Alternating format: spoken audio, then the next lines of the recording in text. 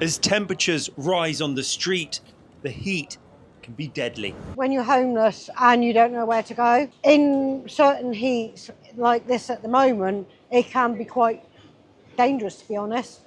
And because of this heat, I've been having seizures after seizures, and it's terrifying because honestly, the heat can kill.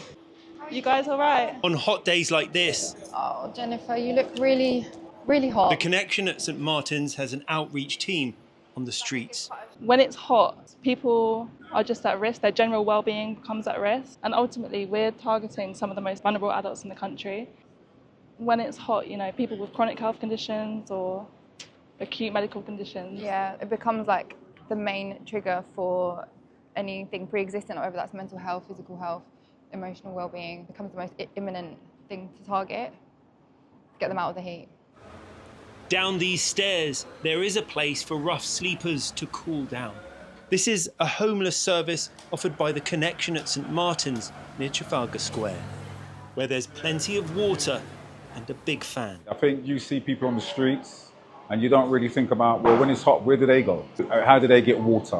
Where do they go to get a shower? And these places like ours provides those extra things for the clients that are on the street. If we think about what it's like when we're really hot, we want a shower, we want to wash our clothes. And if you're homeless and sleeping rough, it's actually really hard to do all those things because you don't have an infrastructure at home that you can call on to make that happen.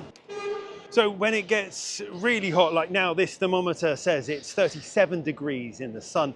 Some councils introduce something called a severe weather emergency protocol. And that can be the difference between life and death. A recent study by the Museum of Homelessness found more people die in summer than winter, but only half of councils put measures in to respond to extreme heat. And a quarter of councils in England have no severe weather emergency protocol at all. The problem is that response to extreme weather is not a legal requirement. It's a humanitarian response, so councils don't have to do it. And all councils should be responding to extreme weather unconditionally. Westminster was a council that did activate its severe weather emergency protocol today. Westminster has one of the highest number of rough sleepers out of any London borough. So our teams are giving out water, our teams are directing people to day centres like this, the Passage. Tonight you'll have probably 360 people across the borough bedded down. So we ensure that we increase our support for them during this time. With temperatures in the sun climbing, survival on the streets might just depend on how a council responds.